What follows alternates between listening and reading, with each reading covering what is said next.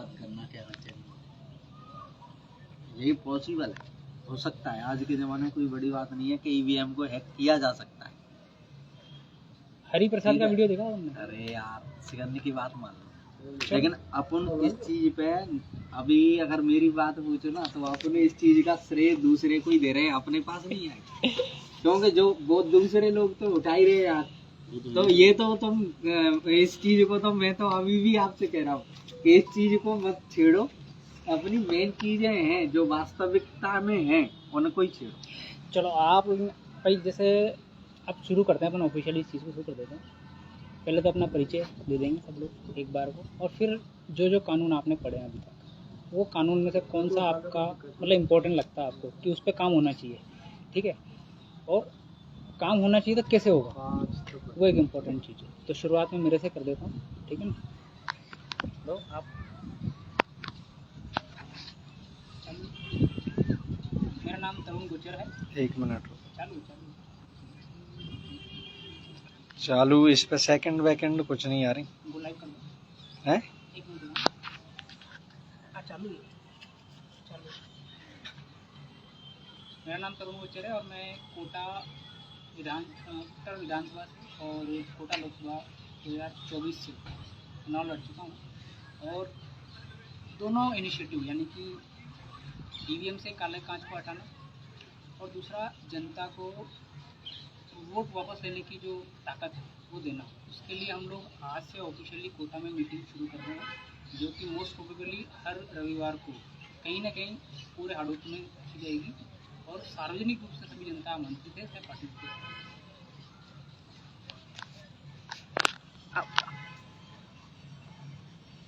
परिचय दे।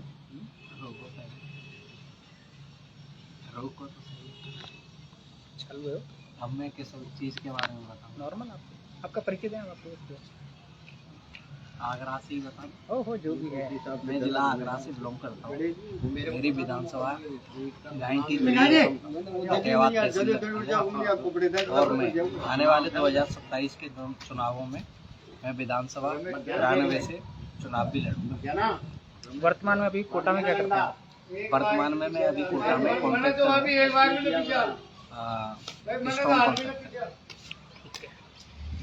मैं आगे स्विच करता हूँ। राकेश जी। नमस्कार, मेरा नाम राकेश यादव, मैं सांगो विधानसभा से पिछले विधानसभा में चुनाव लड़ चुका हूँ। तो इसमें वोट वापसी कानून के लिए हम कुछ कानून बनाने के लिए चुनाव लड़े थे और आगे भी इसी के लिए हम बार बार लोगों से मिल रहे हैं, गाँव में समझा रहे हैं कि इसके क्या क्या फ़ायदे हैं, हम कैसे इसको और आगे लोगों तक पहुंचा सकते हैं। चलिए अंदर जी ऑनलाइन बताएं, परिचय तो है। मैं मेहनत से अजमेर विधानसभा से। चलिए अब आप करिए, हम लोग बात करते हैं। तो बस ये सबके लिए कंटिन्यू चालू लाइव है वो। तो आज हमने ऑफिशियली वोट वापसी कानूनों की जो श्रृंखला है उसको लागू करने के लिए जनता का जो समर्थन है वो लेने के लिए ऑफिशियली चीज़ें चालू कर दी हैं। अब सबसे बड़ी बात जो लोगों को पता भी है कि जितने भी विकसित देश हैं, ठीक है, वहाँ पे लोगों को केवल सरकार चुनने का अधिकार नहीं है, वहाँ पे चुने हुए आदमी को हटाने का भी अधिकार है।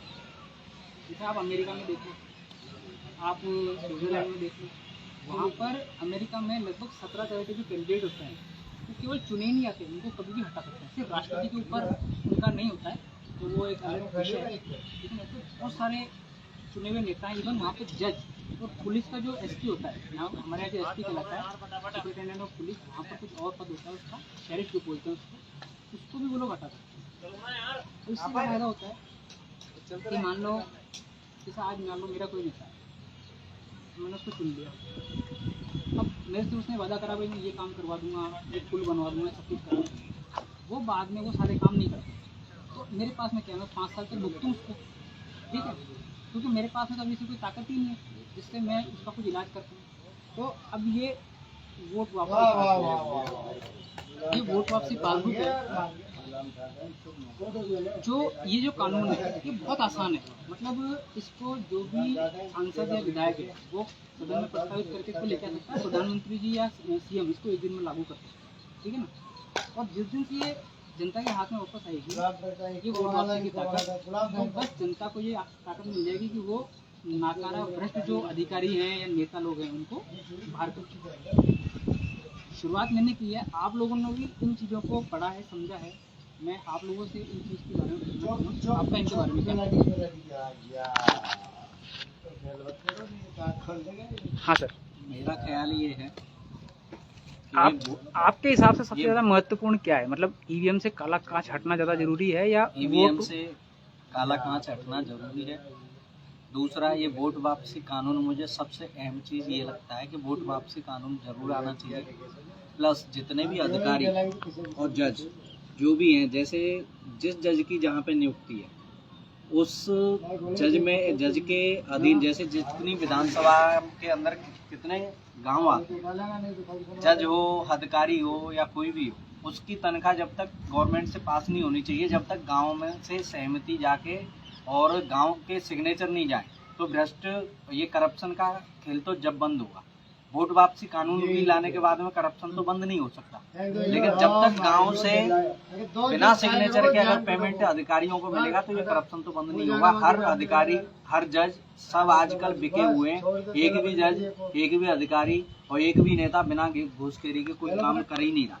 तो वोट वापसी से आप इसको कैसे अलग करें, मतलब वोट वापस हो जाएगा तो क्या देखते हैं आप, उसमें क्या चेंज आएगा? वोट वापसी से सिर्फ अपन 4-5 लोगों को ही चेंज कर सकते हैं, प्रधानमंत्री, मुख्यमंत्री, एसपी और जिला कलेक्टर। बाकी के अधिकारियों का क्या होगा जो करप्शन ले?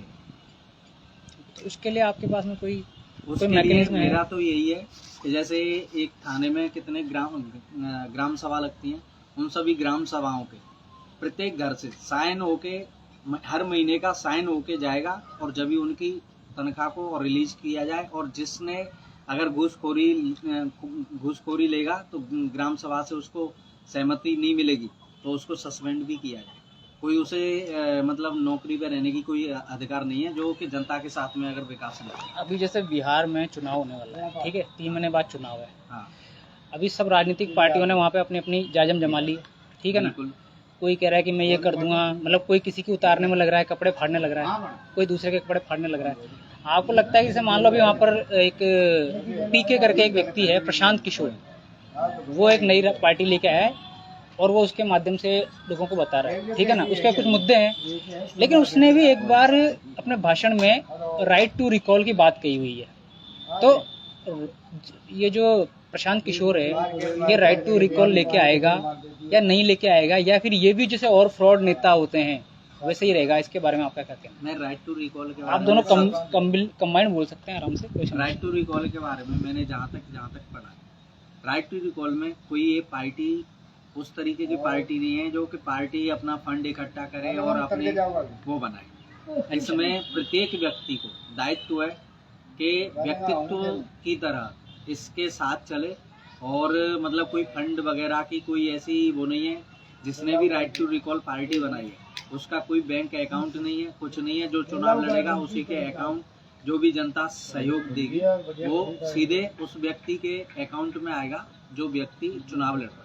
तो एक तो मुझे राइट टू रिकॉल का सबसे अच्छा ये काम लगा है। नहीं तो राइट टू रिकॉल अगर अपन पार्टियों को बना दिया जाए, और जैसे पार्टी फिर ये बड़े बड़े अपने ऑफिस में बना रही हैं, इसका पैसा कहाँ से आता है? एक बात आप बताओ, जैसे राइट टू रिकॉल पार्टी कहती है कि हम एक कानून देंगे जिससे आप अपने चुने हुए विधायक को हटा सकते हो, तो कोई व्यक्ति इस पार्टी से चुनाव लड़ेगा क्यों जब उसको डर है कि वो हटने का, उसको हटाया जा सकता है? वो आदमी नहीं लड़ेगा, लेकिन जो जनता की सेवा करना चाहता है वो इंसान हर एक कोई लड़ेगा। मैंने मतलब यहाँ आदमी की वैल्यू नहीं है। जिसको हाँ। अगर पैसा कमाना है हाँ। वो नहीं लड़ेगा चुनाव, और जिसको जनता की सेवा करनी है, जनता के बीच में रहना है, वो प्रत्येक व्यक्ति चुनाव लड़ने की कोशिश करेगा।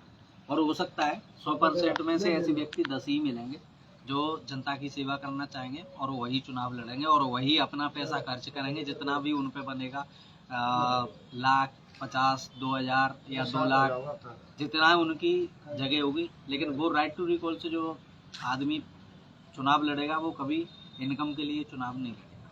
इस चीज़ का मैं दावा कर सकता हूँ। कि जी आपका क्या कहना है इस बारे में? भाई उसको जो चुनाव लड़ेगा तो वो ये सोच के उसको तो लड़ रही है, इसलिए वो कानूनों के लिए तो वहाँ जाएगा।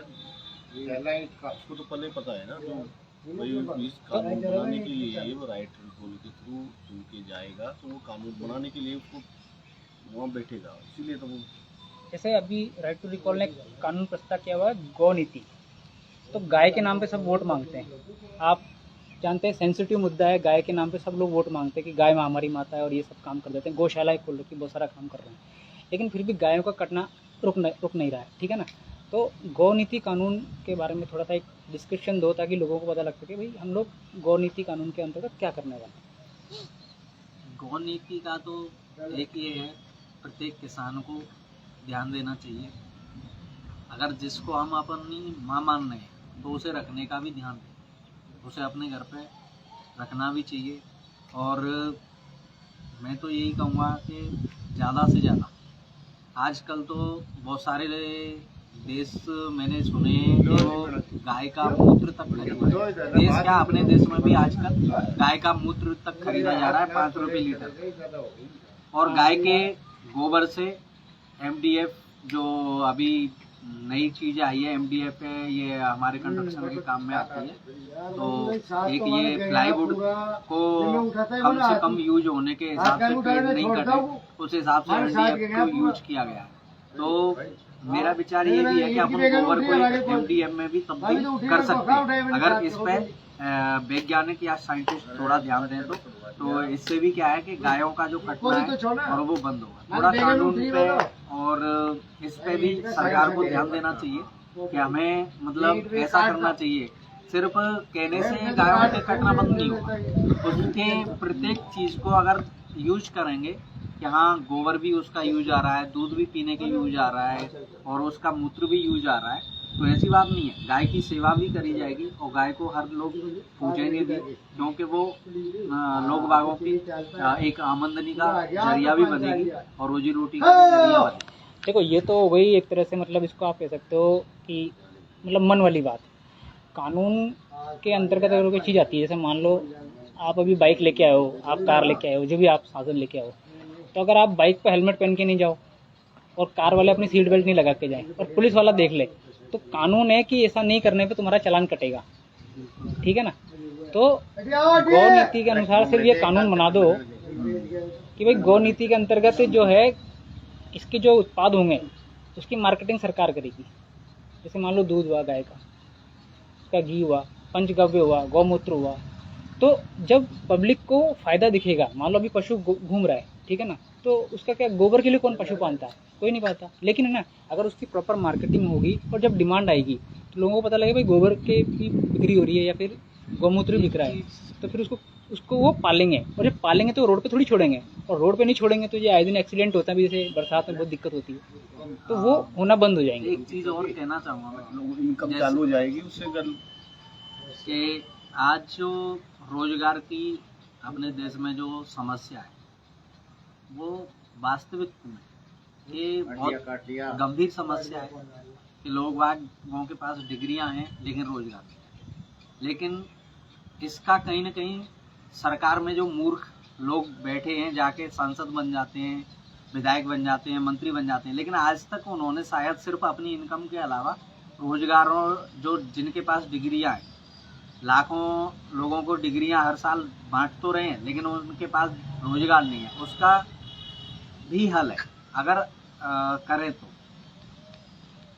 चलिए वो ठीक बात है। और उसकी शायद मैं अभी नहीं बता सकता क्योंकि बहुत ज़्यादा लंबा समय हो जाएगा, लेकिन मेरे पास आइडिया है। प्रत्येक व्यक्ति जो कानून में ये करप्शन बढ़ रहा है तो उसके जिम्मेदार कहाँ है, क्योंकि हम रोजगार ही नहीं दे पा रहे किसी को। और रोजगार देंगे तो ऐसी बात नहीं है आदमी के ऊपर आदमी बैठना चाहिए, 5 आदमियों के ऊपर अगर एक आदमी ऐसा बैठाला जाए जो कि मतलब उन्हीं को देख रेख करे कि ये कर क्या रहे हैं, करप्शन होने की कोई सवाल ही नहीं है, रोजगार भी पैदा होंगे, लाखों क्या करोड़ों नौकरियां ऐसे मिलेंगी और जिसकी कोई हद नहीं है। जितना पैसा करप्शन में जनता का जा रहा है उतना रोजगार में चला जाएगा। चलिए एक बात बताइए, जैसे मान लो एक कहते भी हैं कि यार जिसकी सरकार होती है कानून भी वो अपने हिसाब से बनवाता है, तो अगर जनता की सरकार होगी तो क्या जनता के हिसाब से कानून बनेंगे? बिल्कुल। क्या जनता आप के- मानते हो इस मैं- बात को मानते हो आपके कि ये जो ऊपर बैठा है वो प्रभावशाली लोगों के हिसाब से मैं कानून आज बनाता के है? कानून को अगर देखा जाए तो आज का कानून ये है कि जिसकी जेब में पैसा है उसी का कानून है।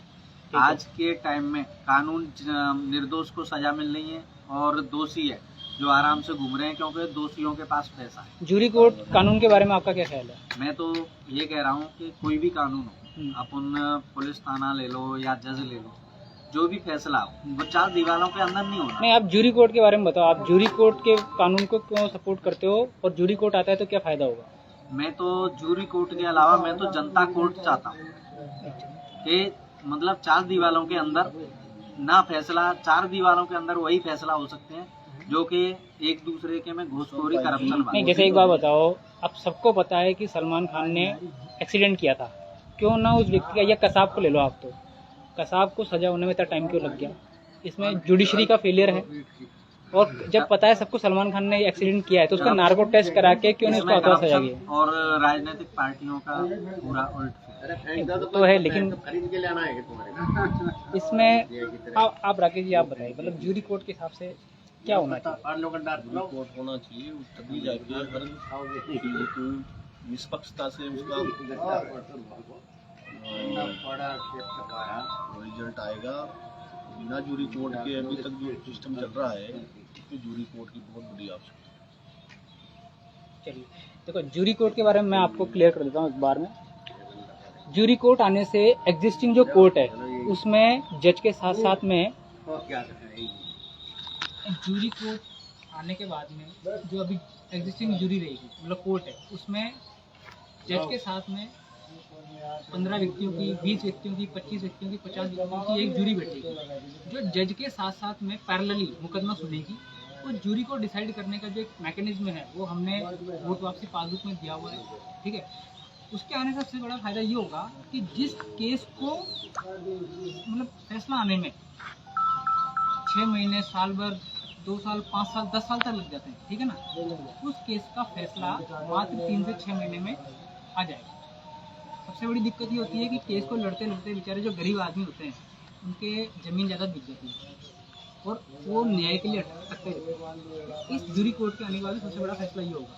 दूसरी बात, मैं जूरी कोर्ट पे एक चीज़ बोलना चाहूँगा। जूरी कोर्ट में ज़्यादा से ज़्यादा आपको एक 20 व्यक्ति, 30 व्यक्ति कर सकते हो, लेकिन मैं कह रहा हूँ जनता को, मतलब तो इसमें ये भी जैसे प्रॉब्लम है, पुराने टाइम पे, नहीं इसमें 500 पुराने टाइम पे जिस गांव का मामला है वो वहीं निपटा दिया जाता ये है। वही है, ये वही है। मैं नहीं, वो अगर 20 व्यक्ति हैं तो वो वह नहीं है। जिस गांव का मामला है, मैं कह रहा हूँ जनता को, मतलब उसमें पूरे गांव की जनता इकट्ठी हो, कोई भी मामला हो और जो अच्छा लगे उनको, जनता जितनी सहमत है और उनको पता है, ऐसी बात नहीं है जूरी कोर्ट में 20 आदमी को ही अगर खरीद लिया जाए तो क्या है हो सकता है? जूरी कोर्ट में किसी भी व्यक्ति को खरीदा इसलिए नहीं आ सकता क्योंकि एक व्यक्ति जो जूरी में आ गया तो अगली बार कब आएगा ना तो उसको खुद को पता है और ना किसी और व्यक्ति को। रैंडमली व्यक्ति का सिलेक्शन होगा जूरी कोर्ट के साथ। और सबसे बड़ी बात, इसमें नार्को टेस्ट एक इतना बढ़िया हथियार है कि सामने वाला अगर झूठ बोल रहा है तो उसकी सहमति से और सरकार की सहमति से नार्को टेस्ट करवा के उससे हाथों हाथ सवाल करके ये चीज़ पता करिए। इसके लिए मैं भी कहना चाहूँगा, जैसे नार्कोटिक्स का अभी तक मैंने सुना है, मैंने अभी तक ज़्यादा से ज़्यादा अपने देश में नार्कोटिक्स ज़्यादा से ज़्यादा 2, 4, 6, 10 केसों में हो पाया है। नहीं तो नार्कोटिक्स की पहली बात तो गवर्नमेंट ही नहीं देती इजाज़त। नहीं तो हमें अगर जरूरत तो ये मतलब नार्कोटिक्स से तो केसों को भटकाने का मतलब यही है कि करप्शन। नार्को टेस्ट से एक जो इंजेक्शन होता है वो उसको लगाया था, उसमें नार्को टेस्ट हम सार्वजनिक नार्को टेस्ट की मांग कर रहे हैं। कोई ऐसे रूम में आप कर लो, हाँ सार्वजनिक नार्को टेस्ट करवाओ, उससे क्वेश्चनर वही होगा, जो जवाब वो देगा वो जनता के सामने है, जज के सामने, उसके हिसाब से जज अपना फैसला। अच्छा, नार्कोटिक्स का जैसे मैं जानता हूँ और आप जानते हो, लेकिन ग्रामीण क्षेत्र में अभी लोग बाग कम पढ़े लिखे हैं, वो तो जानते ही नहीं है उसका। तो उनको बताना ही पड़ेगा। जैसे आज आप टीवी के बारे में, मोबाइल के बारे में बता रहे हो, आज आप जो भी स्वास्थ्यवर्धक सेवाओं के बारे में बताते हो, तो ये भी अभिन्न अंग है, उसको बताना ही पड़ेगा आपको। जूरी कोर्ट के बारे में बताना ही पड़ेगा। अभी तक अपने देश में संविधान को लागू हुए लगभग 70 से 75 साल के आसपास हो, लेकिन संविधान की अभी तक लोग बागों को धारा कोई नहीं मालूम है कि कितनी धारा है। नहीं हो सकता सर, एक्चुअली क्या है, काफी तो मतलब सरकार को भी कानून जो भी बने हैं उनके बारे में एक न्यूज चैनल ऐसा लाना चाहिए जिसपे कि सरकार की जितनी धारा बनी है और उसका मतलब पूरे देश हित में और प्रचार प्रसार के लिए वो कानून जो भी बने हैं और या आगे बने और कानून का ये है जैसे संविधान में 2-4 धाराएं ऐसी हैं जिनको वास्तव में बदलने की जरूरत है, क्योंकि वो पुराने टाइम पे इतना करप्शन नहीं था, इतने अपराध नहीं थे, तो उस हिसाब से संविधान बना था। लेकिन आज की डेट में उस समय से कम अपने 90% अपराध और करप्शन बढ़ा है, तो उस हिसाब से संविधान में भी काफी चीजों की चेंजिंग होना जरूरी है। अगर वोट वापसी पासबुक लागू हो जाती है तो आपके यहाँ पे क्राइम जो होता है, इसे जुर्म जो होता है उस पर क्या प्रभाव पड़ेगा? मैं छोटी सी बात बताता हूँ। ये वोट वापसी पासबुक में हमने मुख्यमंत्री, स्वास्थ्य मंत्री और पुलिस प्रमुख, आप इसको सुपरिटेंडेंट ऑफ पुलिस यानी कि एसपी भी बोल सकते हैं, ठीक है। अब मान लो किसी जगह हमारे यहाँ मान लीजिए एक अभी पहले थे जो अभी जो पुलिस प्रमुख है उसको ये पता हो कि अगर मान लो मेरे यहाँ पे क्राइम होगा या जनता परेशान होगी तो लोग मुझे हटाने के लिए वोट भी वापस ले सकते हैं। तो मैं क्या करूँगा कि अपने नीचे जितने भी थाने हैं उन सबको ये अलर्ट कर रखूँगा कि भैया अगर तुम्हारे यहाँ कुछ भी क्राइम हुआ तो मैं तुम्हारी नौकरी खा जाऊँगा, तुमको सस्पेंड कर दूँगा, ठीक है ना। और ये अगर होता है तो इस पर क्या होगा कि उसको अपनी नौकरी बचाने के लिए, पुलिस प्रमुख को अपनी नौकरी बचाने के लिए वहाँ पर कानून व्यवस्था बनाए रखनी चाहिए। फिर वो जो नीता होती है केस होते हैं वो भी नहीं होगी और जो व्यक्ति क्राइम कर रहा है उसको तुरंत पकड़ के उसके ऊपर कार्रवाई होगी।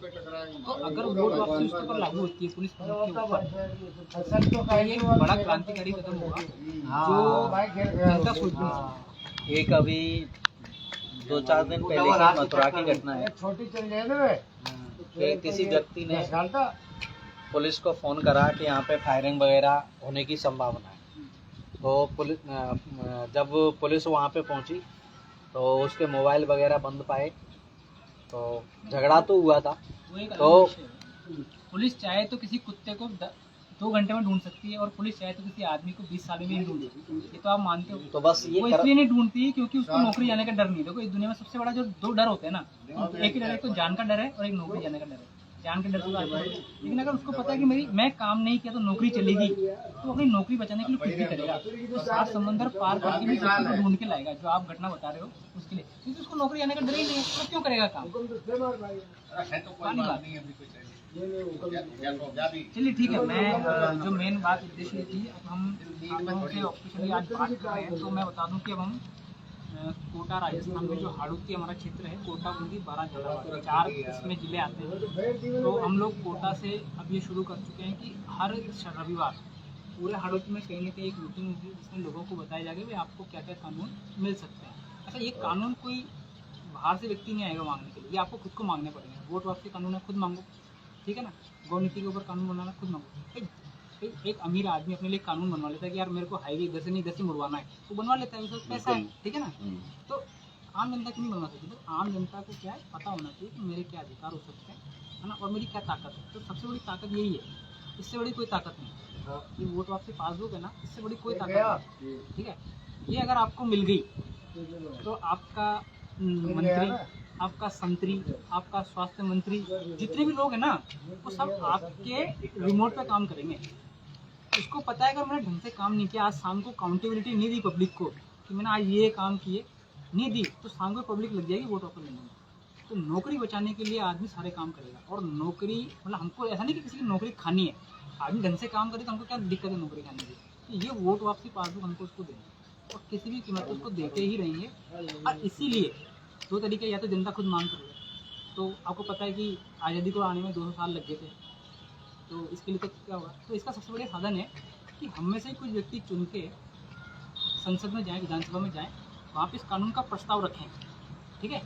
प्राइवेट बिल करके एक एक्ट होता है, प्राइवेट बिल आप रखें और वहाँ पर वोटिंग हुई। उस वोटिंग के आधार पर ये डिसाइड होगा कि ये कानून लागू होगा कि नहीं होगा। अगर मान लो वो भ्रष्ट लोग विपक्ष में वोटिंग करते हैं तो सबको पता लग ही जाएगा, और विपक्ष में वोटिंग करेंगे सबको पता लग जाएगा। तो पर जनता को ये वोट वापसी पासबुक देना है, इसीलिए हम लोगों ने चुनाव लड़ने का फैसला किया। मैं खुद जो है विधानसभा और लोकसभा, विधानसभा और लोकसभा दोनों के चुनाव लड़ चुका हूँ, ठीक है। मुझे